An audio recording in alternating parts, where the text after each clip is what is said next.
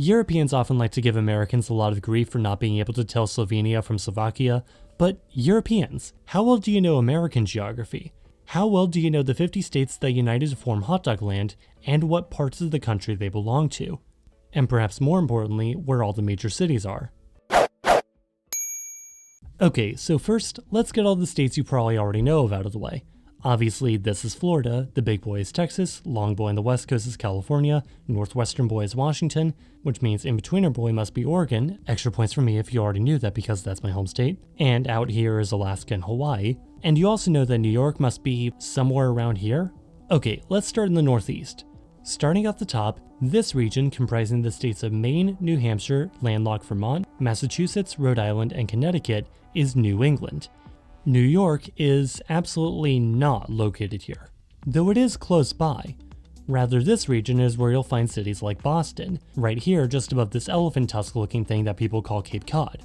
Both Cape Cod and Boston are part of Massachusetts, this long state that goes down a bit east of Rhode Island, which is not an island but has a couple large islands. Just to the south you have this Long Island, which New Yorkers call Long Island, on account of it being Long Island. Why is New York suddenly relevant here? Because 2 of its 5 iconic boroughs are located right at the westernmost edge of the island. The city of New York City is part of the state of New York, which here is pinched in a bit by Connecticut and New Jersey. But as you go north, you find it borders Canada, which Pennsylvania does not, at least if you don't count maritime borders.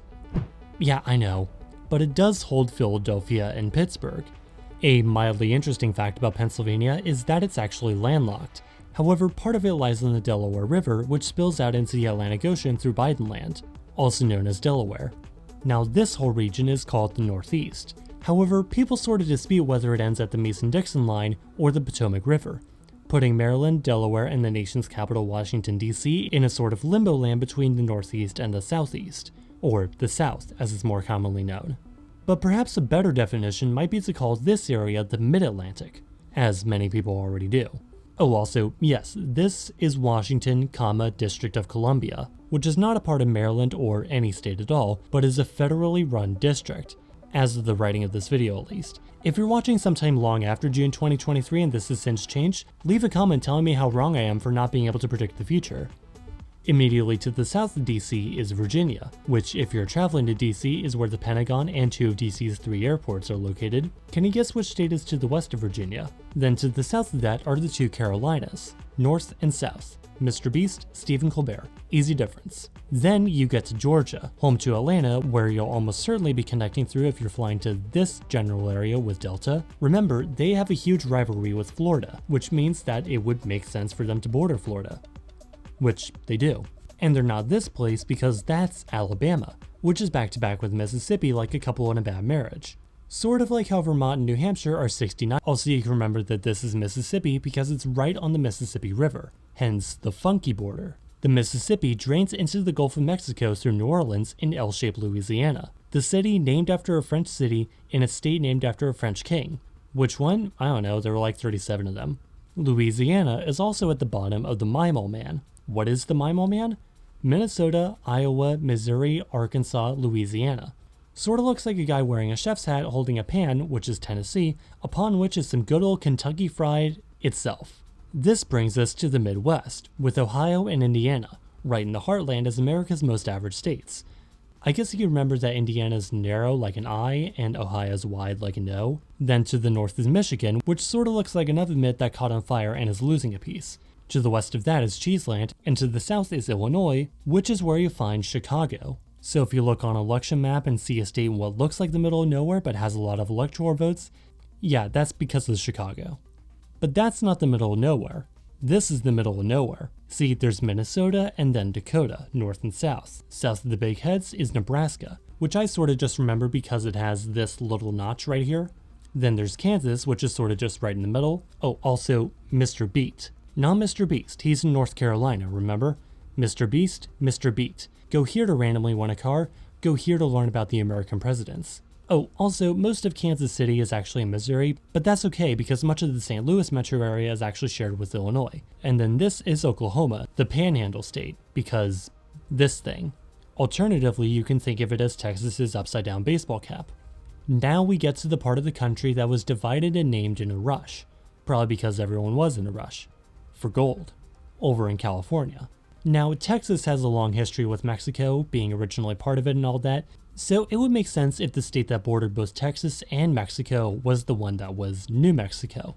Fun fact, the only new state anywhere west of New York. North of that are the two square states of Colorado and Wyoming. Colorado is south and a bit to the east, which gives them a bit more flat land to build the massive city that is Denver. Well, massive for the area. Another way you can remember which is that Montana, Idaho, and Wyoming all share Yellowstone National Park. So if big guy is Montana and skinny guy is Idaho, then northerly square guy must be Wyoming, which by process of elimination must mean that the southern one is Colorado. The one with the bite taken out of it is Utah, the traditional conservative Mormon state, right next to its cultural opposite, Nevada, with Las Vegas right at its southernmost tip, right between California and Arizona. So if you live somewhere on the other side of the world and Drubinski ever drops by where you live, just remember that Arizona is this one, right between California and New Mexico. Now a little bit of Pacific Northwest geography for you. There are two Vancouvers. If you say you're going to Vancouver, most people would assume you're talking about the one in Canada, more specifically in the province of British Columbia, which despite the names is not located on Vancouver Island. However, if you're somewhere like Portland, Oregon, of which Vancouver, Washington is a suburb, then you might want to add the Washington or British Columbia to clarify.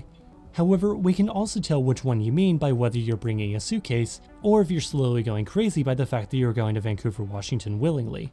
Now, Alaska and Hawaii should be pretty easy to tell.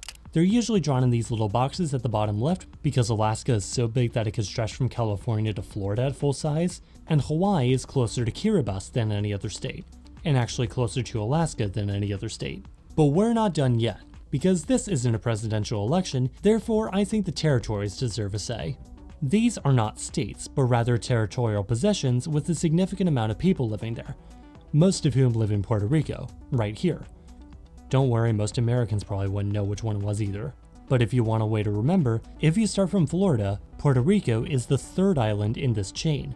Cuba, Hispaniola, Puerto Rico. Oh, also you can go further east and find the Virgin Islands, British and American. In the Pacific meanwhile, we also have Guam, the Northern Mariana Islands, and American Samoa, all forming the US Minor Outlying Territories tab you check on Amazon. So there's the political geography of the United States. Plus a couple other countries, I guess. Hope that makes things a bit easier. If you want to test out your knowledge, fill in this blank map of the United States and send it to me as a reply on Twitter. Also, if you didn't quite get it on first glance, feel free to look through it again using the chapter markers I put in. Hey, if it gives me more watch time.